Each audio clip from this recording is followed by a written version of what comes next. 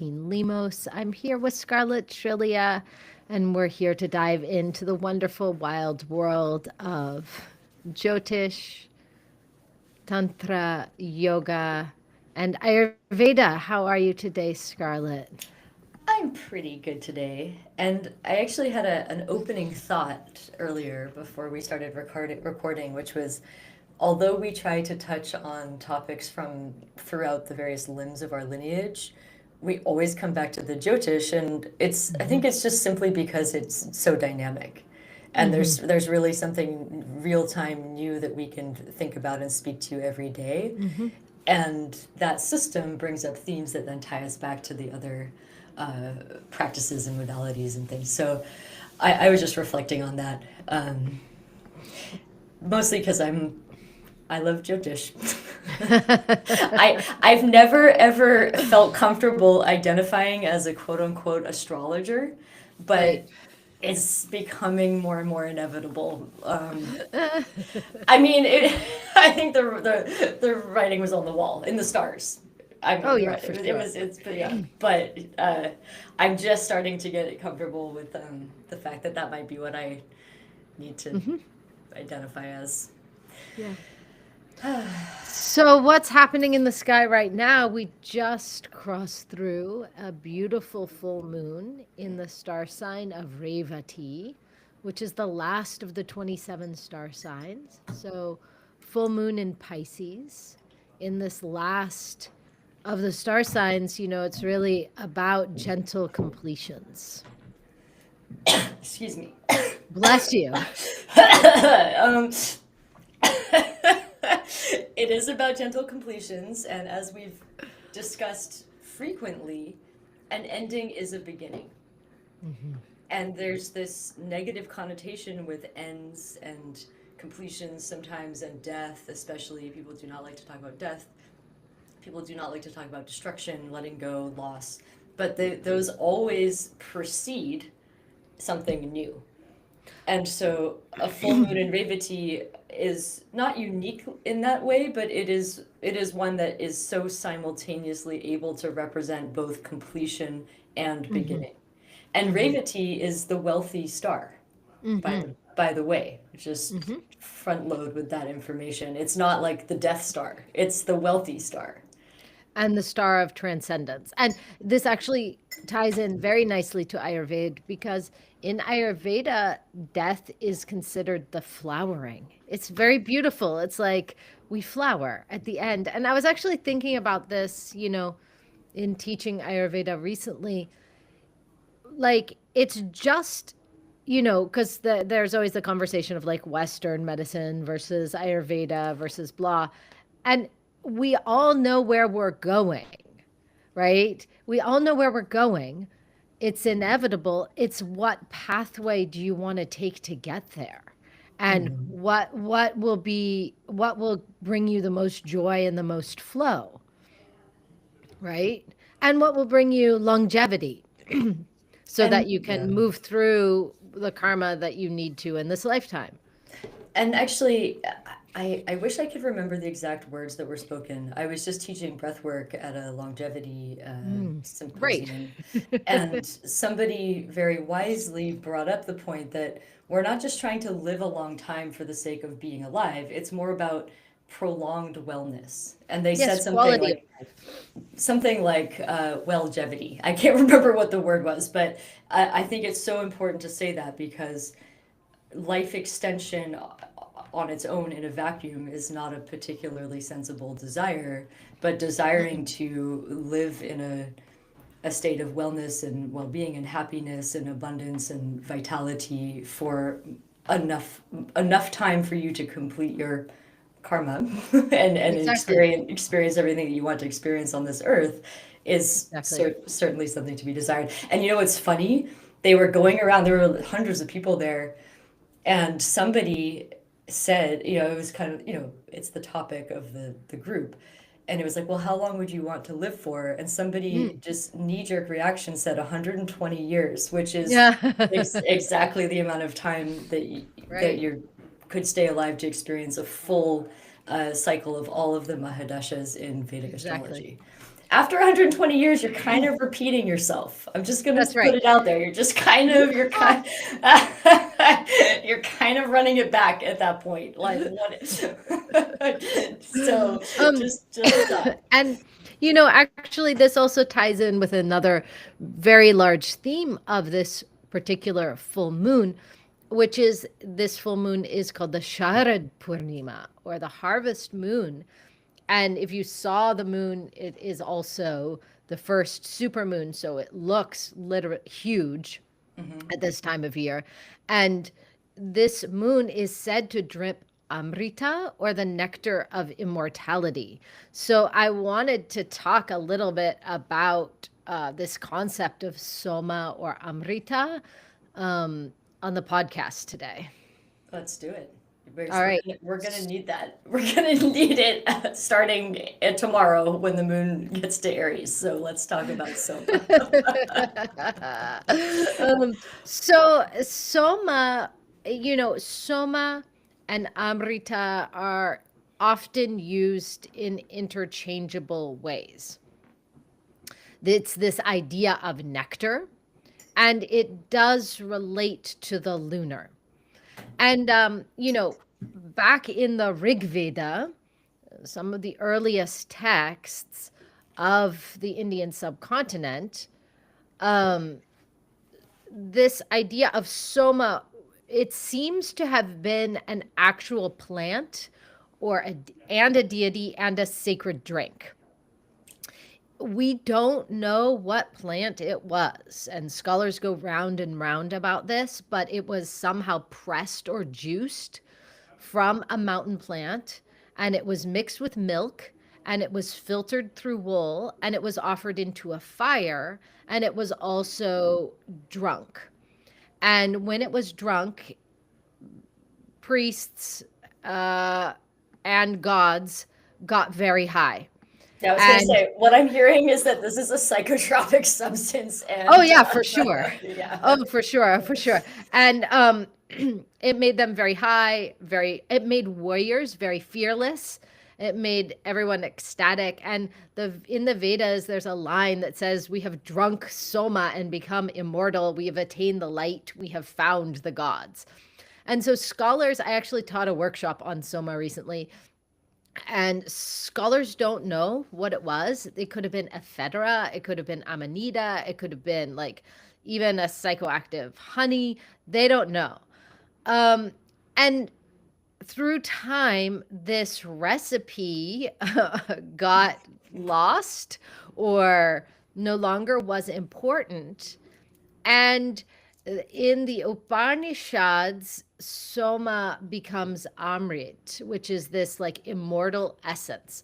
And we find this in Taoism, we find this in Tantra, where the seer, the quester, the alchemist is looking, and we find it in Western alchemy, the search for the nectar of immortality, which may just mean life extension.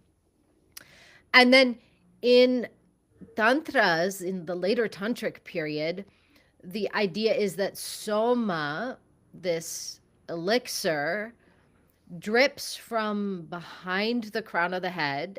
There's a chakra, a vital point that is behind the crown chakra called Bindu chakra, or called Soma chakra. And it's considered to be the nectar of the moon that descends through the subtle body to cool the fire of awakening. And so this is the idea. It's very much related to the pituitary. And every use of mantra, every deep rest, every ecstatic experience without grasping releases this drop of Amrita. And so even modern postural yoga, especially as it comes into the 19th century, you can see even videos and pictures of some of these early male yogic pioneers who are like doing headstand and then churning their legs up and down and up and down in headstand. And this was the idea of trying to milk and generate this dripping of the soma down from the crown of the head and down through the inside of the body. And like practices like Kechari Mudra, tongue lock, and Viparita Karani Mudra, even possibly Deep Yoga Nidra, were designed or were experimented with to preserve this dripping soma. And this lunar kind of principle. And even Hatha Yoga Pradipika talks about soma and soma as related to the moon. And then, of course, soma in Ayurveda is also related to ojas, our vital essence, to rasa dhatu, our plasma, and then to like milk and ghee and rejuvenative herbs. All of the rasayana therapies where we take restorative herbs are called soma restoratives. They're meant to rebuild the lunar juice. And in fact, when the relationship between the full moon and the new moon relates to the layer of the self that is the prana, which relates also to the world of the plants. And when the moon is dark, all of that soma is considered to be inside the plant world itself. So when the body has soma, we're very serene, the voice is very sweet, the eyes are very luminous, the sleep is very deep and effortless. And then when it's depleted, we rage and we dry up. So this is the Sharad Purnima, this full moon. I love it. And does it bear mentioning, or is this too much of a tangent, that the word soma and somatic share Oh, yeah. a root? Yeah. Yeah, no, this is absolutely, yeah. Yeah. Yeah. It's of the body, Yeah. I was just reflecting on the plant medicine aspect of this. It's like we've made it pretty far into this podcast without talking explicitly about what some people like to call drugs and other people like to call medicines. But I think that it's fairly undeniable that psychoactive, naturally occurring psychoactive substances are woven into the fabric of these great teachings. And are woven into the identity of the kind of deviant nature, frankly, of a yogi. Oh, yeah, for sure. Absolutely. And to this day, To this day. And we should also I'm pause tripping and right now. Just kidding. maybe. Maybe not. No. No, that would be too much. I would, but it's. We should also note, however, that we are living in a system of like post-late capitalism that will take anything and extract value from it, and will take anything and create a super monster out of it. For example, like kratom is a South American plant medicine that is used for very gentle euphoria and can be for social lubrication. And yet right now it's being extracted, combined with 7-HO something, I forget what it's called, and marketed as a chewing gum, like packaged looking for little kids. And it is highly, highly, highly addictive. I mean, think about the crack cocaine epidemic, and the Yes. traditional usage of that plant was medicinal. When you're at 15,000 feet in the high desert of Bolivia or in Peru, and you put some of those leaves in your mouth, it helps you literally be able to walk without getting dizzy. I've done it to Machu Picchu. Any of us who've spent time down there have done that, and it's not you don't feel like you're on drugs. You feel like you're experiencing a plant medicine support system in its natural environment, and that opens your lungs and gives you energy and allows you to breathe. Absolutely, right? And done in its form that is like this I think, well, we'd have to go into Michael Pollan and all of his wonderful research. The book Botany of Desire is so interesting. And I actually just watched a film about the Oh craze yeah, that in happened in Holland. Yeah. Denmark, the Dutch tulip craze, which was the first bubble economy of Hmm. people like bidding on stocks for something that actually really had no inherent value and it's bust. So the relationship of humans with plants and the recreation of plants is absolutely fascinating. Um, but it's also very interesting, what we can do now with plants. Like, I'm sorry, the cannabis that was And that's through a process of hybridization and intense, exactly. essentially genetic modification. Yes. But it's a perfect time to speak about that. I mean, the harvest moon Yeah. is harvest Yeah. season, and if you were growing cannabis traditionally outdoors under the sun and moon, this would be approximately the time that you would choose to harvest. Um, Absolutely. at the end of the growing cycle right now, and that goes for all your apples, fall Hmm. crops, etc. But yeah, gosh, there's a lot to say about that, and this is a totally tangent. It feels like a crazy segue, but it's not. Just thinking about botany and cultivation of medicinal plants and harvest seasons and natural cycles and things. Something that we haven't mentioned that who knew it was going to come up today um, is that Ayurveda uses an incredible system of herbalism, and Mm. yet, as practitioners outside of South Asia and outside of India, we may choose to work with the plants that are endemic to the Yes. to the geography that a person is located. One, because that is, if you're living in a place that you're genetically related to, it makes more sense. And two, because extracting essentially a precious, finite resource from another nation when there are bountiful plants everywhere that all have paralleling medicinal properties doesn't always make sense. Sometimes there is a specific thing Hmm. that is recommended and needed and there's no equivalent. And of course, we live in a global society filled with trade pathways and we use turmeric and things like that in countries where it doesn't grow. But I think I just wanted to put that to words a little bit because an agile practitioner will work with you through that conversion process of not just Yes. you have this problem, you need this plant, but rather this is what's occurring, and here Hmm. is the category of remedies that would support the health Hmm. transition that you're trying to make. And Hmm. here are the things that are closest to home that have those Hmm. qualities that would assist you and support you. And so in a sense, the practice itself, as it reaches global scale, is also evolving, and I think it's just really important to mention that because it can feel like, oh, I'm doing Ayurveda, so I need to do the Ayurvedic drugs. It's like no, Hmm. Right, right, no. right. Yeah, yeah, yeah. But actually, what you're doing is And you're there is a quest for the exotic, always. right? And Mhm. especially in the Western colonial mind.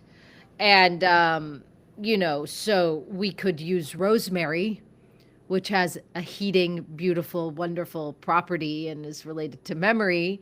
Or we could use, like what would be the tulsi or something, Mhm. or cardamom. Um, but the quest for the exotic is going to take us to want to use the herb that has the Sanskrit name. Yeah, of course. And to be fair, many of those grow. It can be cultivated outside of their origin region of origin. Just like Absolutely. The just hard like. one is cardamom. And I keep Hmm. trying to convince people here that have empty greenhouses that they should be cultivating cardamom. It's a long grow time, but it is very expensive at this point. It is not so much where I am, but it is. It has become Yeah, very in Northern expensive. California. Yeah, Hmm. yeah, it's very expensive cardamom, and we need it. It's something that's really it's hard to replace Yeah, the it is. formula because And of and its there are distributive others. property. Okay, Yeah. where were we? That was a nice long tangent. We're talking about Sharad Purnima, and we're talking about the Revati moon. And what else Well, do we want to say about that?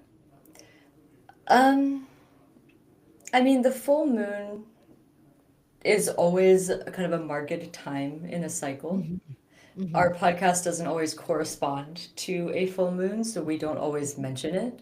But we're mhm, very much in the energy of a Revati full moon at this moment. The moon is still in Pisces. It's going through. Revati is represents the final degrees of Pisces, and in mhm, the last pada of Revati we enter the third Gandanta, which we've spoken about, the last of the three karmic knots. And as mhm, the moon in this case moves through Gandanta zone, it will emerge on the other side in Aries and mhm, start a new cycle. So this is literally the end and the beginning point again. mhm, A couple other notes on this particular full moon is that there's a large degree, literal degree of separation, but Saturn mhm, retrograde is also in Pisces. mhm, So, and we're in the final degrees of that retrograde cycle mhm, um, before it turns direct again. And so mhm. uh, there won't be a full moon conjunct with with a Saturn retrograde for a long, long time. Is in this case, I mean, we won't have a full moon in Revati with Saturn retrograde conjunct for Mm. 30 more years. 30 years, yeah. Yeah. So I just it feels worth mentioning because while some things are cyclical and repetitive, sometimes those cycles are really long, you know? Yeah, This could be the first sure. time in your life that you've ever experienced this particular lunar Mhm, energy. It could be the last time in your life that you ever mhm, experienced this particular lunar mhm, energy. mhm. Um, and you know, we both obviously have a kind of a soft spot in our hearts for Pisces. And I was wondering, should we? So we have a couple different ways we could do fashion, movie, music pick. Mm. Maybe I'll give a little bit more transit news before we start talking about that. But Let's just give a little more context to Revati. yeah, So it's the wealthy star. It's also the star of transcendence. The symbol here is a fish. It is also sometimes a drum. The deity of this star sign is Pushan, who is the shepherd. And I'll talk about him a bit more in our mythic segment.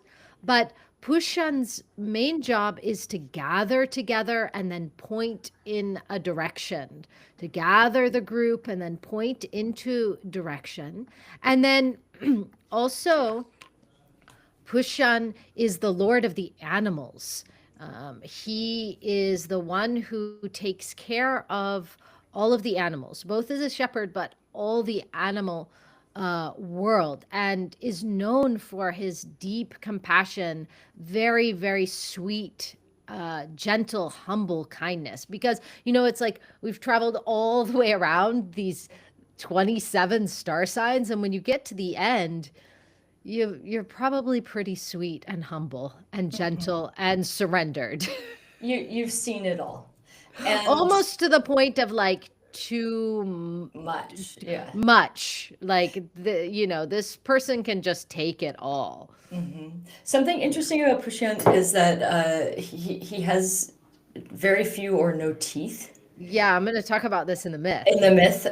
Yeah, So yeah, maybe we'll save it, but yeah, is associated with eating essentially like gruel or like very yeah, soft foods, yeah. and that could be a nice thing to do during Mhm, this full moon is to eat something mhm, like porridge or khichdi.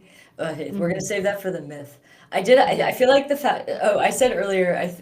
There's some level of like St. Patrick's energy in this archetype, and I feel like the fashion pick for Pushan is like a poncho.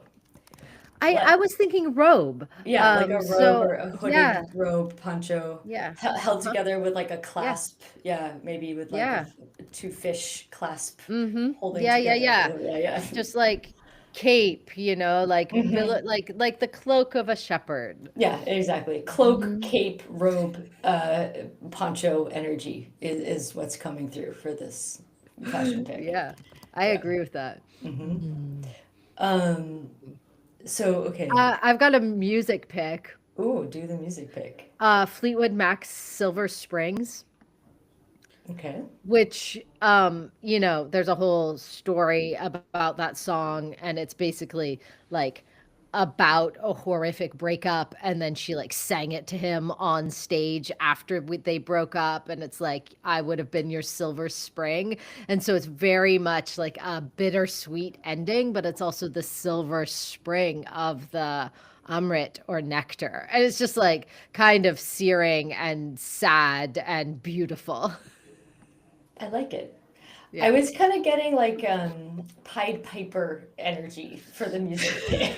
Oh, yeah, for sure. The Yeah, shepherd, yeah, yeah. right? Like, yeah. Because there is a little, and I don't know if this is traditional, but I do think that there is a bit of a trickster energy in Pushan also, which you're picking up with St. Patrick's and like the Pied Piper. It's like, follow me. Yeah. We'll go this direction. Yeah, it's a little bit of like Pan and the Pan pipes. Hmm.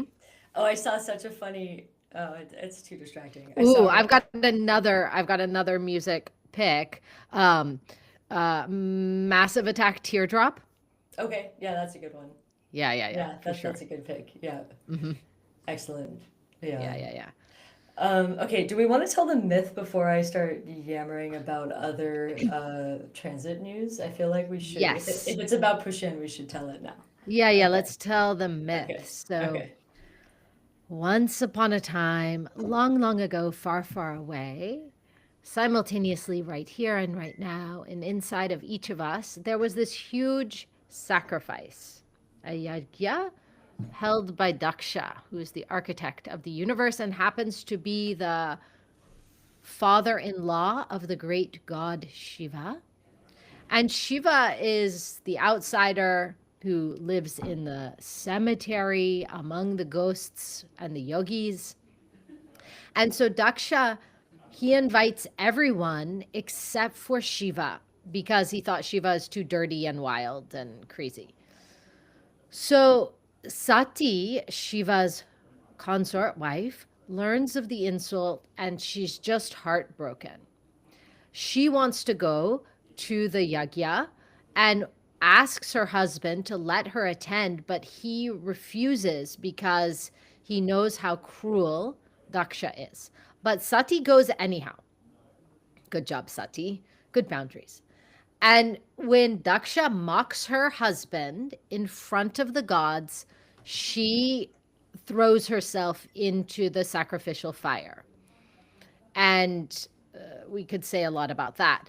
But Shiva, he hears that she has thrown herself into this fire, and he is rightfully very upset. And he takes one of his dreadlocks and he throws it down to the earth.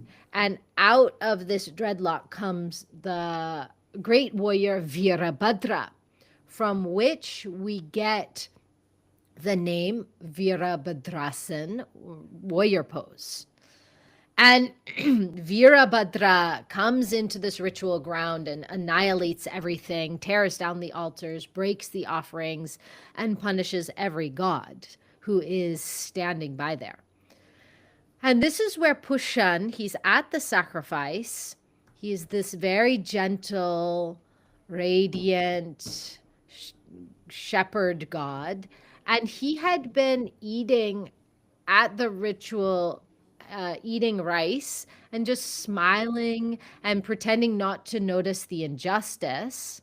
And he's very blissful. And he was so blissful that he didn't even look up as Sati burnt herself into the pyre.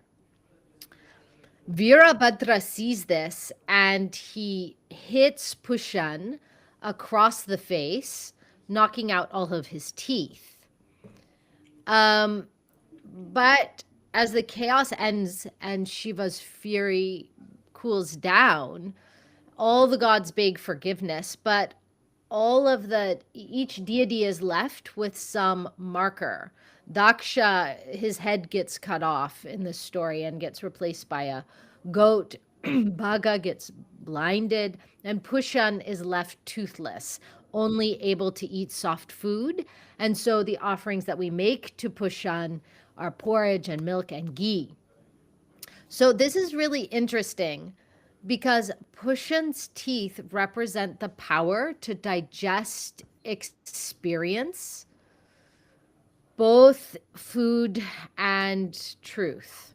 And he fails to see the injustice, so he loses his teeth. And the teeth represent the ability to chew reality, to discern. And in Ayurveda, teeth are connected to our bones and to Agni, our digestive fire. Without Agni, we can't transform, we can only consume passively. So his punishment is to return to this state of innocence. Like babies don't have teeth, right?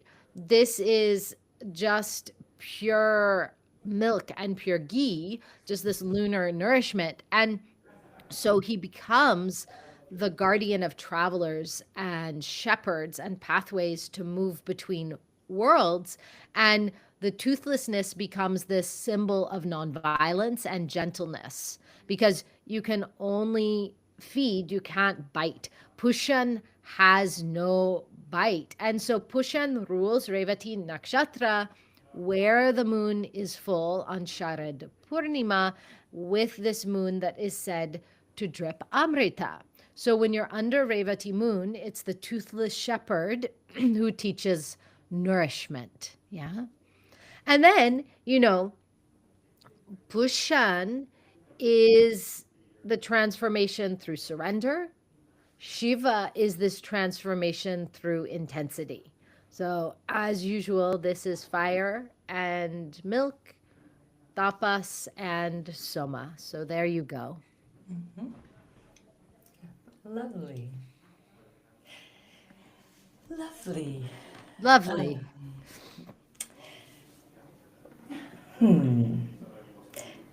I kind of don't want to like muddle our Revati theme with other I know. I think transit we've energy. done it.